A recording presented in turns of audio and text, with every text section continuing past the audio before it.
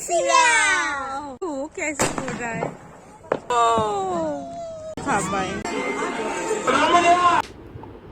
নমস্কার, আমার নতুন ব্লগে আপনাদের স্বাগত। আজ 22শে জানুয়ারি। আমরা গিয়েছিলাম রামলালার প্রাণ প্রতিষ্ঠা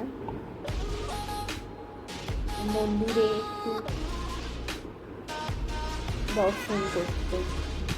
এখানে ভীষণ ভিড় ছিল, আর আমরা যে মন্দিরটা গিয়েছিলাম সেই মন্দিরটা আমি যেখানে থাকি সেখান থেকে খুব একটা দূরে না, সামনেই ছিল, 2-3 কিলোমিটারের মধ্যে হবে।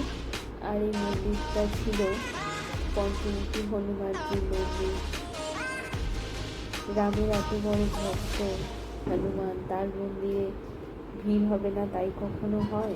তো ভীষণ মানুষের ভিড় ছিল, তো আমরা ওখানেই গিয়েছিলাম। আর এই যে শঙ্করজি ভোলেনাথ আমাদের সবার দিয়ে, তাকে খুব সুন্দরভাবে সাজানো হয়েছে। এখানে নন্দীকে বসানো হয়েছে, নন্দী তো বরাবরই থাকে, তাই নন্দীর সাথে একটু কথা বলে নিলাম, প্রণাম করলাম। এখানে প্রসাদ বিতরণ হয়, তাই প্রসাদ না খেলেই হয়। মন্দিরে এসেছি আর প্রসাদ খাবো না তাই কখনো হয়? তাই প্রসাদ নিয়ে নিচ্ছি। এখানে সিস্টেমটা ভীষণ সুন্দর, জানেন তো, আপনাদেরকে বসিয়ে দেবে না, এরকম বুফে সিস্টেম আছে। আপনি গিয়ে খাবার নিয়ে যতটা পরিমাণ খাবেন নেবেন।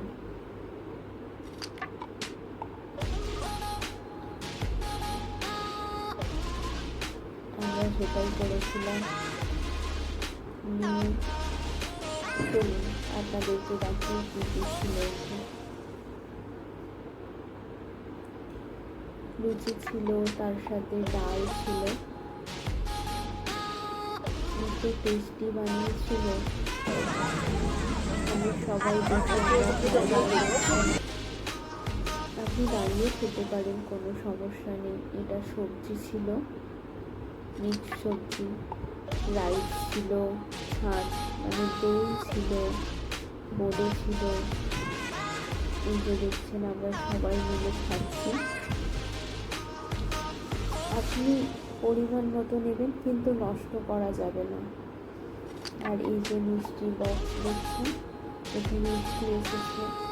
রামলালার প্রাণ প্রতিষ্ঠা এত বড় একটা অনুষ্ঠান, তার জন্য সবাইকে মিষ্টি দেওয়া হয়েছে। তাই যে লাড্ডু ছিল, লাড্ডুগুলো খুব ফ্রেশ ছিল, তাই একটু খেলাম।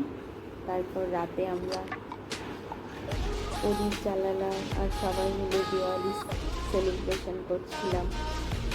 আজকে দিওয়ালির গত সেকেন্ড দিওয়ালি বলা যেতে পারে, সেলিব্রেশন করলাম। ভালো থাকবেন সবাই। আমার ব্লগটা কেমন লাগলো অবশ্যই জানাবেন এবং সাবস্ক্রাইব করবেন।